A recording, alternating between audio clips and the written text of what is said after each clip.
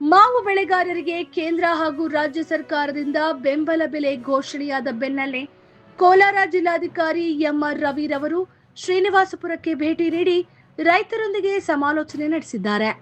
ಬೆಂಬಲ ಬೆಲೆ ಯೋಜನೆಯನ್ನ ಹೇಗೆ ಸದುಪಯೋಗಪಡಿಸಿಕೊಳ್ಳಬೇಕು, ನೋಂದಣಿ ಹೇಗೆ ಮಾಡಬೇಕು ಹಾಗೂ ರೈತರು ಯಾವ ಮುನ್ನೆಚ್ಚರಿಕೆ ವಹಿಸಬೇಕು ಎಂಬ ಕುರಿತು ಮಹತ್ವದ ಮಾಹಿತಿಯನ್ನು ನೀಡಿದ್ದಾರೆ. ಶ್ರೀನಿವಾಸಪುರ ಕೃಷಿ ಉತ್ಪನ್ನ ಮಾರುಕಟ್ಟೆಗೆ ಭೇಟಿ ನೀಡಿದ ಜಿಲ್ಲಾಧಿಕಾರಿ ಎಂಆರ್ ರವಿರವರು ಕಳೆದ ವರ್ಷ ಬೆಲೆ ಕೊರತೆ ಪಾವತಿ ಯೋಜನೆಯನ್ನ ಕೋಲಾರ ಜಿಲ್ಲೆಯಲ್ಲಿ ಯಶಸ್ವಿಯಾಗಿ ಅನುಷ್ಠಾನಗೊಳಿಸಿದ್ದಕ್ಕಾಗಿ ಕೇಂದ್ರ ಸರ್ಕಾರ ಜಿಲ್ಲಾಡಳಿತವನ್ನ ಮೆಚ್ಚಿಕೊಂಡಿದೆ ಎಂದು ತಿಳಿಸಿದರು. ಈ ಬಾರಿ ಸರ್ಕಾರ ಕೆಜಿಗೆ ₹4.37 ಪ್ರೋತ್ಸಾಹಧನ ನೀಡುವುದರೊಂದಿಗೆ ಗರಿಷ್ಠ ₹17.50 ಬೆಂಬಲ ಬೆಲೆಯನ್ನ ನಿಗದಿಪಡಿಸಿದ್ದು, ಸುಮಾರು 1.30 ಲಕ್ಷ ಮೆಟ್ರಿಕ್ ಟನ್ ಮಾವು ಖರೀದಿಗೆ ಕೇಂದ್ರ ಸರ್ಕಾರ ಅನುಮೋದನೆ ನೀಡಿದೆ ಎಂದು ಮಾಹಿತಿ ನೀಡಿದರು. ರಾಜ್ಯದ ಡೇಟಾ ಸೆಂಟರ್ ನಿರ್ವಹಣಾ ಕಾಮಗಾರಿ ಹಿನ್ನೆಲೆಯಲ್ಲಿ ಆನ್ಲೈನ್ ನೋಂದಣಿ ತಾತ್ಕಾಲಿಕವಾಗಿ ಸ್ಥಗಿತಗೊಂಡಿದ್ದು, ಶನಿವಾರದಿಂದ ನೋಂದಣಿ ಆರಂಭವಾಗುವ ಸಾಧ್ಯತೆ ಇದೆ ಎಂದರು. ಬೆಂಬಲ ಬೆಲೆ ಯೋಜನೆ 1 ತಿಂಗಳ ಕಾಲ ಜಾರಿಯಲ್ಲಿರುವುದರಿಂದ ರೈತರು ಯಾವುದೇ ಆತುರ ಪಡದೆ ಹಣ್ಣಾದ ಮಾವನ್ನ ಮಾತ್ರ ಹಂತ ಹಂತವಾಗಿ ಮಾರುಕಟ್ಟೆಗೆ ತರಬೇಕು ಎಂದು ಜಿಲ್ಲಾಧಿಕಾರಿ ಮನವಿ ಮಾಡಿದರು. ಅಪಕ್ವ ಹಣ್ಣುಗಳನ್ನು ಒಂದೇ ಬಾರಿ ಮಾರುಕಟ್ಟೆಗೆ ತಂದರೆ ಬೇಡಿಕೆ ಪೂರೈಕೆ ಅಸಮತೋಲನ ಉಂಟಾಗಿ ಮಾರುಕಟ್ಟೆ ಬೆಲೆ ಕುಸಿಯುವ ಸಾಧ್ಯತೆ ಇದೆ ಎಂದು ಎಚ್ಚರಿಸಿದರು.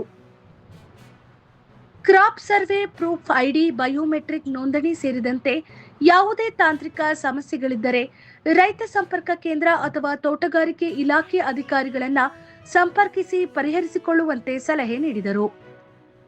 ಯೋಜನೆಯಡಿ ಪ್ರತಿ ರೈತರಿಗೆ ಗರಿಷ್ಠ 20 ಟನ್ ಮಾವು ಖರೀದಿಗೆ ಅವಕಾಶವಿದ್ದು, ಪ್ರತಿ ಎಕರೆಗೆ ಗರಿಷ್ಠ 4 ಟನ್ ಉತ್ಪಾದನೆಯನ್ನ ಮಾತ್ರ ಪರಿಗಣಿಸಲಾಗುತ್ತದೆ ಎಂದು ಸ್ಪಷ್ಟಪಡಿಸಿದರು.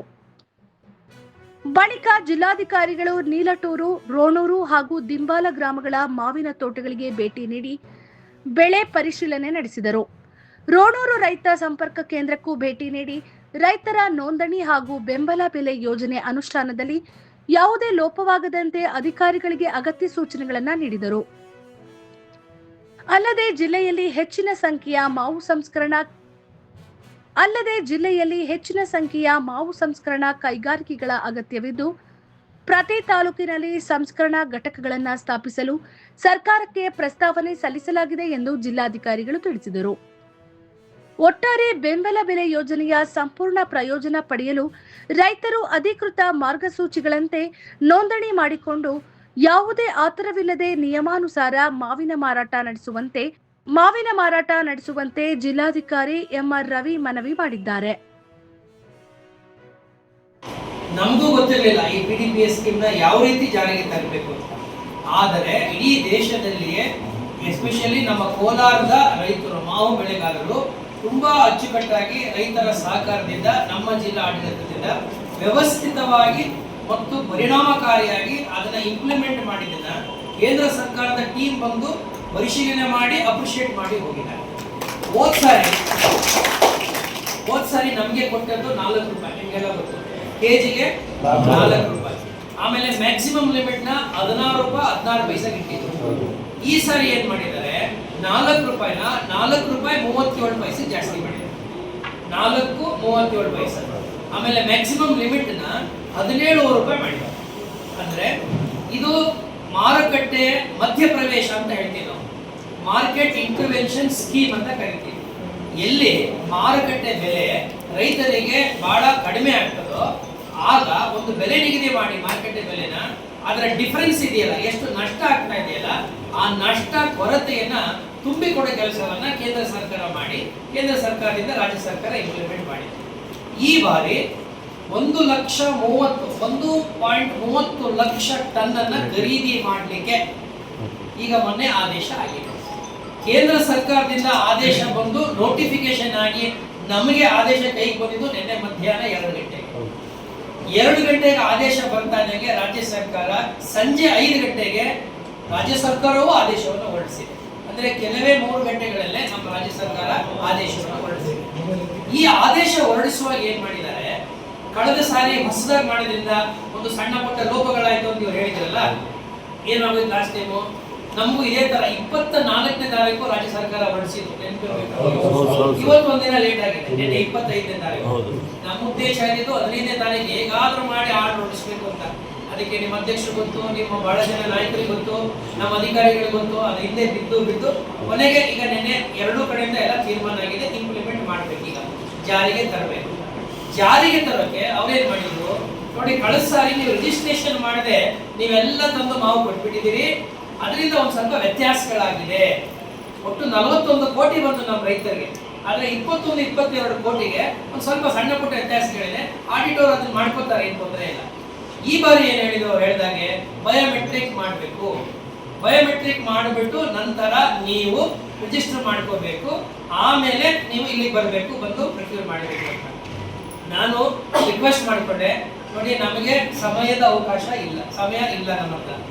ಮತ್ತೆ ಮಳೆ ಮತ್ತು ಗಾಳಿ ಜಾಸ್ತಿ ಬೀಸ್ತಾ ಇದೆ. ಹಣ್ಣು ಈಗಾಗಲೇ ಬಹಳಷ್ಟು ಮೆಚೂರ್ ಆಗಿದೆ, ಮತ್ತೆ ಕಾಯೋಕ್ ಆಗೋದಿಲ್ಲ. ಹಾಗಾಗಿ ರಿಜಿಸ್ಟ್ರೇಷನ್ ಇಂದ ನಮಗೆ ವಿನಾಯಿತಿ ಕೊಡಬೇಕು. ನಾವು ಲಾಸ್ಟ್ ಟೈಮ್ ಹೇಗೆ ಮಾಡೋದು ಹಾಗೆ ಮಾಡಬೇಕು ಅಂದ್ರೆ ಆಡಿಟ್ ಅಬ್ಜೆಕ್ಷನ್ ಆಗುತ್ತೆ, ಕೇಂದ್ರ ಸರ್ಕಾರದವರು ಪೇಮೆಂಟ್ ಮಾಡೋದಿಲ್ಲ ಅಂತ ಇವತ್ತು ಬೆಳಿಗ್ಗೆ ಚರ್ಚೆ ಆಯಿತು. ಹಾಗಾದ್ರೆ ಆ ಟೆಕ್ನಿಕಲ್ ಇನ್ನೂ ಸ್ವಲ್ಪ ನೀವು ಸರಳೀಕರಣ ಮಾಡಿ ಅಂತ ನಾವು ರಿಕ್ವೆಸ್ಟ್ ಮಾಡಿದಾಗ ಬೆಳಿಗ್ಗೆ ಎಲ್ಲ ಸಂಬಂಧಪಟ್ಟಂತ ಎನ್ಇಎಂಎಲ್ ಇದ್ರು, ಆಮೇಲೆ ಗವರ್ನೆನ್ಸ್ ಇದ್ರು, ಆಮೇಲೆ ನಮ್ಮ ಡಿಸ್ಟ್ರಿಕ್ಟ್ ಸೆಕ್ರೆಟರಿ ತುಳಸಿ ಮೇಡಮ್ ಅವರು, ಆರ್ಟಿಕಲ್ ಸೆಕ್ರೆಟರಿ ಗಿರೀಶ್ ಅವರು, ಮತ್ತೆ ನಮ್ಮ ಕೋಆಪರೇಷನ್ ಸೆಕ್ರೆಟರಿ ಶೆಟ್ಟಣ್ಣ ಅವರು. ಇದಲ್ಲದೆ ಎಲ್ಲಾ ಟೆಕ್ನಿಕಲ್ ಟೀಮ್ ಜೊತೆ ನಾನು ಅದಕ್ಕೆ 10ರಿಂದ 10:45 ಗಂಟೆ ಆದ್ರಿಂದ ಒಂದೇ ಸರಿ ಮುಗಿಸ್ಕೊಂಡು ನಿಮ್ಮ ಹತ್ರ ಬಂದು ಮಾತಾಡೋಕೆ ಸರಿ ಅಂತ ಹೇಳಿ ನಾನು ಅದನ್ನ ಅಟೆಂಡ್ ಮಾಡಿ ಬಂದೆ. ಈಗ ಒಟ್ಟು ತೀರ್ಮಾನ ಏನಾಯ್ತು ಅಂದ್ರೆ, ನಾವು ಒತ್ತಡ ಮಾಡಿ ಮತ್ತೆ ಸರ್ಕಾರ ಕೂಡ ಅರ್ಥ ಮಾಡ್ಕೊಂಡಿದೆ, ಹೌದು ಟೆಕ್ನಿಕಲ್ ಸಮಸ್ಯೆಗಳನ್ನ ಪಕ್ಕಕ್ಕಿಡಿ, ಅದು ಇವತ್ತಲ್ಲ ನಾಳೆ ನೀವು ತೀರ್ಮಾನ ಮಾಡ್ಕೊಳ್ಳುವಂತೆ. ಆದ್ರೆ ರೈತರಿಗೆ ಖರೀದಿ ಮಾಡ್ಲಿಕ್ಕೆ ಮಾರುಕಟ್ಟೆ ಓಪನ್ ಆಗಬೇಕು. ಹಾಗಾಗಿ ಇವತ್ತೇ ಮಾಡೋ ಎಲ್ಲ ಪ್ರಯತ್ನಗಳನ್ನ ಮಾಡೋದು. ಯಾಕಾಗ್ಲಿಲ್ಲ ಅಂತಂದ್ರೆ, ವರ್ಷಕ್ಕೊಂದ್ಸರಿ ನಮ್ದು ಸ್ಟೇಟ್ ಡೇಟಾ ಸೆಂಟರ್ ಅಂತಿದೆ, ಈ ಗವರ್ನೆನ್ಸ್ ಎಲ್ಲ ಇದೆಯಲ್ಲ, ಈ ಎಲ್ಲ ಆಪ್ಗಳು, ನಮ್ಮ ಆನ್ಲೈನ್ ಎಲ್ಲ ಇದೆಲ್ಲ ಕಂಟ್ರೋಲ್ ಮಾಡೋ ಡೇಟಾ ಸೆಂಟರ್ನ ನಿನ್ನೆ ರಾತ್ರಿ 6 ಗಂಟೆಯಿಂದ ನಿನ್ನೆ ಸಂಜೆ 8 ಗಂಟೆ 6 ಗಂಟೆಯಿಂದ ಇವತ್ತು ಸಂಜೆ 6 ಗಂಟೆವರೆಗೆ ಮೇಂಟೆನೆನ್ಸ್ಗೆ ಏನ್ ಮಾಡಿದ್ದಾರೆ, ಡೌನ್ ಮಾಡಿದ್ದಾರೆ, ಶಟ್ ಡೌನ್ ಮಾಡಿದ್ದಾರೆ. ಅದು ಶಟ್ ಡೌನ್ ಮಾಡಿರೋದ್ರಿಂದ ರಿಜಿಸ್ಟ್ರೇಷನ್ ಕೂಡ ಮಾಡಕ್ ಆಗ್ತಾ ಇಲ್ಲ. ನನ್ನ ಉದ್ದೇಶ ಬೆಳಿಗ್ಗೆ ಚಿನ್ನಪ್ರೆಡ್ಡಿ ಮಾಡಿದಾಗ ಮಧ್ಯಾಹ್ನಕ್ಕೆ ನಾನು ಕಷ್ಟನ ಸುಖನ ಏನೋ ಮಾಡ್ಬಿಡ್ತೀನಿ ಮಧ್ಯಾಹ್ನದೊಳಗಡೆ ಅನ್ಕೊಂಡೆ. ಆದ್ರೆ ಅವ್ರು ಹೇಳಿಲ್ಲ ಸರ್, ಸಂಜೆ 6 ಗಂಟೆ 8 ಗಂಟೆವರೆಗೂ ಡೇಟಾ ಸೆಂಟರ್ ಅನ್ನ ನಾವು ಅದನ್ನ ಮತ್ತೆ ಮಾಡಕ್ ಆಗೋದಿಲ್ಲ. ಅದು ಅಪ್ ಮಾಡ್ಬೇಕಂದ್ರೆ 24 ಅವರ್ಸ್ ಬೇಕೇ ಬೇಕು ಅಂತ ಹೇಳಿ. ಆಮೇಲೆ ಪ್ರಿನ್ಸಿಪಲ್ ಸೆಕ್ರೆಟರಿ ಕೂಡ ಅವ್ರು ಜಾಯ್ನ್ ಆಗಿ, ಇಲ್ಲ 6ರಿಂದ 8 ಗಂಟೆ ಇನ್ನೀ ಕಾಸು ನಾವು ಕ್ಲಿಯರ್ ಮಾಡ್ಕೊಡ್ತೀವಿ, ಏನಿದ್ರು ನಾಳೆ ಬೆಳಿಗ್ಗೆ ಅಷ್ಟೊತ್ತಿಗೆ ನಾವು ನಿಮ್ಗೆ ಏನ್ ಬೇಕೋ ಎಲ್ಲ ಫ್ರೂಟ್ಸ್ ಅಂತ ನಿಮ್ಗೆ ಗೊತ್ತು, ಆ ಫ್ರೂಟ್ ಸೈಡಿನಲ್ಲಿ ನಮ್ಮ ರೈತರದ್ದು ಎಲ್ಲ ಡೇಟಾ ಇದೆ, FID ಅಂತ ಕರಿತೀವಲ್ಲ, ಆ FID ಫೆಚ್ ಮಾಡೋಕ್ಕೆ ಅದಕ್ಕೆ ನಿಮಗೆ ರಾತ್ರಿ ಒಳಗಡೆ ನಾವು ಮಾಡಿಸ್ಕೊಡ್ತೀವಿ ಅಂತ ಪ್ರಿನ್ಸಿಪಲ್ ಸೆಕ್ರೆಟರಿ ಮತ್ತೆ ಎಲ್ಲರೂ ಒಪ್ಕೊಂಡ್ರು. ಟೆಕ್ನಿಕಲ್ ಟೀಮಲ್ಲೂ ಕೂಡ ಯಾವುದೇ ಸಮಸ್ಯೆ ಇಲ್ಲ, ನಾವು ಮಾಡಬಹುದು, ಏನು ಸಮಸ್ಯೆ ಇಲ್ಲ. ಹಿಂದೆ ಮಾಡಿದ್ದೇನಂತಂದ್ರೆ ಆ ಕಂಡೀಷನ್ ಅಲ್ಲಿ ಇರೋದು, ನೀವು ಬಯೋಮೆಟ್ರಿಕ್ ಮಾಡಬೇಕು, ಆಧಾರ್ ಅಥೆಂಟಿಕೇಶನ್ ಆಗಬೇಕು, ಇವೆರಡೂ ಆದ್ಮೇಲೆ ನೀವು ನಂತರ ರಿಜಿಸ್ಟ್ರೇಷನ್ ಮಾಡ್ಕೋಬೇಕು ಅಂತಿತ್ತು. ಅದಕ್ಕೆ ಆಧಾರ್ ಅಥೆಂಟಿಕೇಶನ್ ಬಹಳ ಮುಖ್ಯ ಅಂತ. ಈಗ ನಾವೇನ್ ರಿಕ್ವೆಸ್ಟ್ ಮಾಡೋದು, ನಾವು ಬರೀ ರಿಜಿಸ್ಟ್ರೇಷನ್ ಮಾಡ್ಕೋತೀವಿ, ಆಧಾರ್ ಅಥೆಂಟಿಕೇಶನ್ ಎಲ್ಲ ನೀವು ಪೇಮೆಂಟ್ ಟೈಮಲ್ಲಿ ನೋಡ್ಕೊಳ್ಳಿ, ನಮಗೆ ಸಂಬಂಧ ಇಲ್ಲ. ಯಾಕೆಂದ್ರೆ ಫ್ರೂಟ್ಸ್ ID ಅಂತ ನಾವು ಮಾಡಿದಾಗ ಆಗ್ಲೇನೆ ನಾವು ಆಧಾರ್ ವ್ಯಾಲಿಡೇಷನ್ ಮಾಡಿದ್ದೀವಿ. ಚಿನ್ನಪ್ರೆಡ್ಡಿ ಅಂದ್ರೆ ಚಿನ್ನಪ್ರೆಡ್ಡಿ ಅವರ ಇದು ಆಧಾರ್ ID ತಗೊಂಡೆ ಫ್ರೂಟ್ ID ಕ್ರಿಯೇಟ್ ಆಗಿದೆ. ಸೊ ಹಾಗಾಗಿ ನಾವು ಹೇಳಿದ್ಮೇಲೆ ಅವ್ರು ಕನ್ವಿನ್ಸ್ ಆದ್ರು, ಹೌದು ಕರೆಕ್ಟ್, ಹಾಗಾಗಿ ಬೇಕಾಗಿಲ್ಲ. ಸೊ ನಾಳೆ ನಾವು ಟೆಲಿಕಾಸ್ಟ್ ಬೆಳಿಗ್ಗೆ ಒಳಗಡೆ ನಿಮಗೆ ರನ್ ಮಾಡ್ಕೊಡ್ತೀವಿ ಸಾಫ್ಟ್ವೇರ್ ಎಲ್ಲ.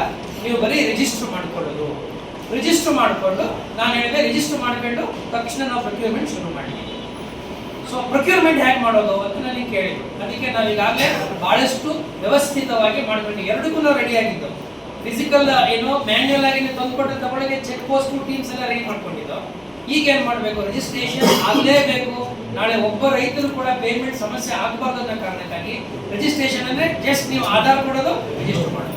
ಅದರೊಳಗಡೆ ಅಥೆಂಟಿಕೇಶನ್ ಬೇಕಾಗಿಲ್ಲ, ವ್ಯಾಲಿಡೇಷನ್ ಬೇಕಾಗಿಲ್ಲ, ಏನು ಬೇಕಾಗಿಲ್ಲ, ಏನು ಇಲ್ಲ, KYC ಮಾಡೋಂಗಿಲ್ಲ. ಅವೆಲ್ಲ ಸಿಂಪ್ಲಿಫೈ ಮಾಡಿಸ್ಬಿಟ್ಟಿದ್ದೀವಿ. ಈಗ ನಾನು ಹೋಗ್ತೀನಿ, ನನ್ನ ಹೆಸರು ಹೇಳ್ತೀನಿ, ಆಧಾರ್ ಕೊಡ್ತೀನಿ, ಆಧಾರ್ ಕೊಡಿದ ತಕ್ಷಣ ಅದರೊಳಗಡೆ ನನ್ನ ಹೆಸರು ಫ್ರೂಟ್ ID ಬರ್ತದೆ, ರಿಜಿಸ್ಟರ್ ಮಾಡ್ಕೊಡ್ತೇನೆ, ನಾನು ತಗೊಂಡ್ಬರ್ತೀನಿ. ಎಷ್ಟೇ ಕೆಲಸ, ಏನು ಬೇಕಾಗಿಲ್ಲ. ಹೇಗೆ ಮಾಡಿದ್ದೀರಿ ಅಂತ ಕೇಳಿದ್ರು. ಈಗಾಗಲೇ ಕೊಡಿ. ಈಗಾಗಲೇ ನಮ್ಮ ಜಿಲ್ಲೆಯಾದ್ಯಂತ ವಿಶೇಷವಾಗಿ ಶ್ರೀನಿವಾಸಪುರ, ಮುಳಬಾಗಿಲು, ಕೋಲಾರ, KGF ಇಷ್ಟನ್ನ ಗಮನದಲ್ಲಿ ಇಟ್ಕೊಂಡು ಒಟ್ಟು 47 ಸೆಂಟರ್ಗಳನ್ನು ನಾವು ಮಾಡಿದ್ದೇವೆ.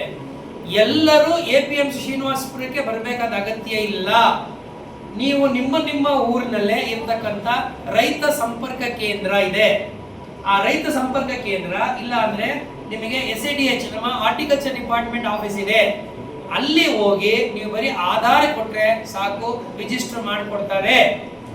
ರಿಜಿಸ್ಟರ್ ಮಾಡಿಕೊಂಡು ನೀವು ಆ ಮೆಟೀರಿಯಲ್ ತಗೊಂಡು ಇಲ್ಲಿಗೆ ಬರಬೇಕು. ಅಂದ್ರೆ ರಿಜಿಸ್ಟ್ರೇಷನ್ಗೆ ಇಲ್ಲಿ ಬರೋ ಅಗತ್ಯ ಇಲ್ಲ. ನಿಮ್ಮ ಊರಿನಲ್ಲೇ 47 ಸೆಂಟ್ರಲ್ ಮಾಡಿದ್ದೀವಿ. ಲಾಸ್ಟ್ ಟೈಮ್ ಎಲ್ಲರೂ ಇಲ್ಲಿಗೆ ಬರ್ತಾ ಇದ್ರಿ, ಕ್ರೌಡ್ ಆಗಿ ನಿಮಗೂ ಕಷ್ಟ ಆಗ್ತಾ ಇತ್ತು ತಗೊಬರೋದು. ಅದನ್ನ ಡಿಸೆಂಟ್ರಲೈಸ್ ಮಾಡಿದೀವಿ. ಡಿಸೆಂಟ್ರಲೈಸ್ ಮಾಡಿದ್ರಿಂದ ರೋಣೂರ್ಲಿರೋರು ಅಲ್ಲೇ ನಿಮ್ಮ RSKಗೆ ಹೋಗಿ, ರಾಯಲಪಾಡಲ್ಲಿರೋರು ಅಲ್ಲೇ RSKಗೆ ಹೋಗಿ, ಮುಳುಬಾಗಲಿ ಇರ್ತಕ್ಕಂಥ ಯಾರು ಅಲ್ಲಿರ್ತಕ್ಕಂಥ ಯಾರು ನಿಮ್ಮ ಅವಣಿಲಿದ್ರೆ ನೀವು ಅಲ್ಲೇ ಹೋಗಿ, ನೀವು ಇಲ್ಲಿ ಬರ್ಬೇಕಾದ ಅಗತ್ಯ ಇಲ್ಲ. ರಿಜಿಸ್ಟರ್ ಅಷ್ಟೇ ಮಾಡ್ಬೇಕು. ನೀವು ಆಧಾರ್ ಕಾರ್ಡ್ ತಗೊಂಡು ಹೋಗಿ ರಿಜಿಸ್ಟರ್ ಆಗುತ್ತೆ. ರಿಜಿಸ್ಟ್ರೇಷನ್ ನಿಮಗೆ ಇದು ಕೊಡ್ತಾರೆ ಸ್ಲಿಪ್.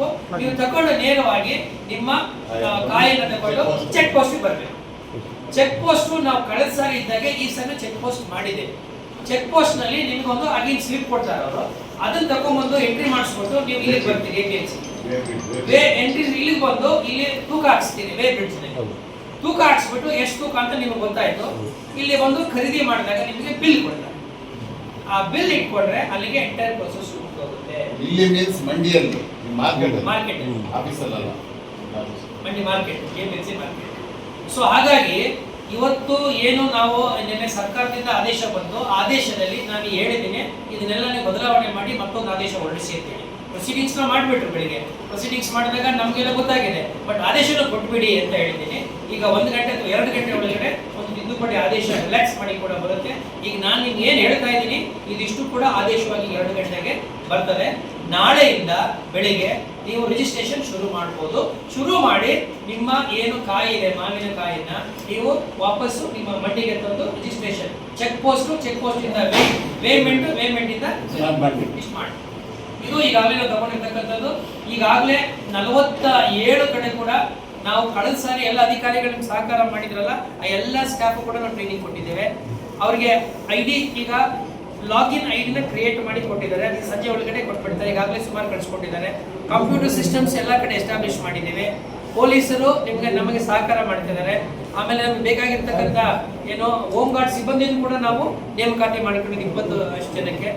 ನಿಮ್ಮ ಸಹಕಾರ ನಮ್ಮ ಜೊತೆಲಿ ಇದ್ದು ಈ ವರ್ಷ 1 ತಿಂಗಳ ಕಾಲ ಅವಕಾಶ ಇದೆ. ಅದು ಯಾವಾಗಿಂದ ಅಂದ್ರೆ ನಿನ್ನೆ ಆದೇಶದಿಂದ ಅಲ್ಲ, ಯಾವುದು ಮೊದಲ ಎಂಟ್ರಿ ಆಗುತ್ತಲ್ಲ, ಮೊದಲ ಎಂಟ್ರಿ ನಾಳೆ ಆಗುತ್ತಲ್ಲ, ಅಲ್ಲಿಂದ 1 ತಿಂಗಳು ಮಾರ್ಕೆಟ್ ಓಪನ್ ಇರುತ್ತೆ. ಸೊ ಹಾಗಾಗಿ ಸರ್ ನಿನ್ನೆ ಆದೇಶ ಬಂತು 2 ದಿನ ಆಗ್ಲೇ ಆಗೋಯ್ತಲ್ಲ ಅಂತ ನೀವೇನು ಬೇಜಾರು ಮಾಡ್ಕೊಳ್ಳಾಗುತ್ತೆ. 1 ತಿಂಗಳಿರುತ್ತೆ. ಒಬ್ಬೊಬ್ರು ಕೆಲವು ಕಡೆ ಲೇಟ್ ಆಗ್ಬೋದು, ಬರ್ಲಿ ಚಿಂತೆ ಇಲ್ಲ. 1 ತಿಂಗಳಿರೋ ಕಾಲಾವಕಾಶ.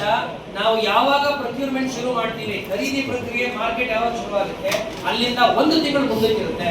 ಸೊ ಹಾಗಾಗಿ ಆತಂಕಗೊಳಗಾಗೋದು, ಗಾಬರಿ ಆಗ್ತಕ್ಕಂಥದ್ದು ಏನೂ ಬೇಕಾಗಿಲ್ಲ. ನೀವು ಇವತ್ತಿನ ಏನು ಸಿದ್ಧತೆಗಳು ಮಾಡ್ಕೋಬೇಕು, ನಾಳೆಗೆ ನಿಮ್ಮ ಕಡೆಯಿಂದ ಸಿದ್ಧತೆಗಳನ್ನ ನೀವು ಮಾಡ್ಕೋಬಹುದು.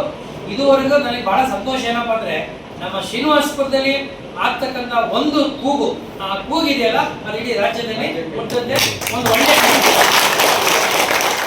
ಅದಕ್ಕೆ ನಾನು ನಮ್ಮ ಜಿಲ್ಲೆಯ ಸಮಸ್ತ ರೈತ ಬಾಂಧವರನ್ನ, ವಿಶೇಷವಾಗಿ ನಮ್ಮ ಜಿಲ್ಲೆಯ ಮಾವು ಬೆಳೆಗಾರರನ್ನ ನಮ್ಮ ಆಡಳಿತದೊಂದಿಗೆ ಸಹಕರಿಸಿದ್ದಕ್ಕಾಗಿ, ಸರ್ಕಾರ ಜೊತೆಗೆ ಸ್ಪಂದಿಸಿದ್ದಕ್ಕಾಗಿ ನಿಮಗೆ ನಾನು ಮುಖ್ಯವಾಗಿ ವೈಯಕ್ತಿಕವಾಗಿ ಮತ್ತು ನಮ್ಮ ಜಿಲ್ಲಾ ಆಡಳಿತದ ಪರವಾಗಿ ಹೃತ್ಪೂರ್ವಕವಾದಂತಹ ಧನ್ಯವಾದಗಳನ್ನ, ಕೃತಜ್ಞತೆಗಳನ್ನ ತಿಳಿಸ್ತೀನಿ.